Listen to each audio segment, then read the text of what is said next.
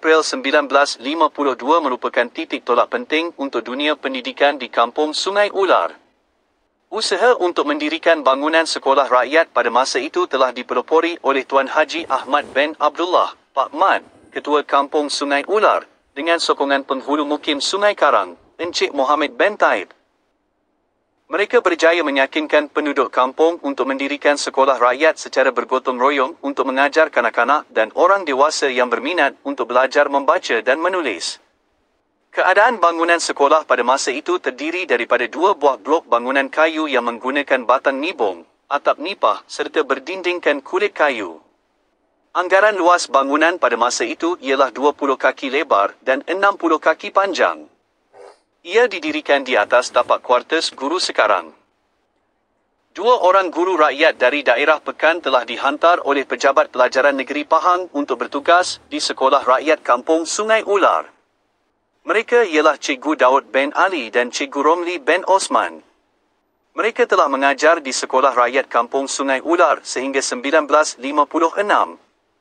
Pada tahun 1956, selepas penyata razak dibentangkan dan diterima pakai, sistem pendidikan sekali lagi melalui perubahan drastik. Sehubungan dengan itu, Sekolah Rakyat Kampung Sungai Ular telah ditukar nama menjadi Sekolah Kebangsaan Sungai Ular. Datuk Abdul Rahman bin Talib, yang pada masa itu merupakan seorang menteri, telah menggunakan peruntukan kuasa yang ada untuk mendirikan bangunan batu Sekolah Kebangsaan Sungai Ular bagi menggantikan bangunan kayu Sekolah Rakyat pada tahun 1956. Guru rakyat sedia ada mesti belajar di Norma Kelas, Anjuran Sultan Idris Training College, CTC, di Kuantan dan mesti lulus ujian tersebut. Bagi guru rakyat pula mesti lulus darjah 5 dan gajinya dibayar melalui school fund yang disumbang oleh penduduk kampung. Guru besar pertama Sekolah Kebangsaan Sungai Ular ialah Tuan Haji Abdul Rashid bin Waq. Pada masa itu beliau baru berusia 22 tahun. Beliau merupakan guru kerajaan yang pertama bertugas di sekolah ini.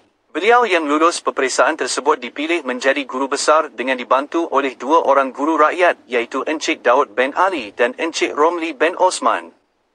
Beliau mula bertugas pada awal bulan Mac 1956 setelah bangunan baru sekolah telah siap didirikan sepenuhnya. Kredit info dan penulisan kepada Encik Khairul Azizi bin Abdul Aziz.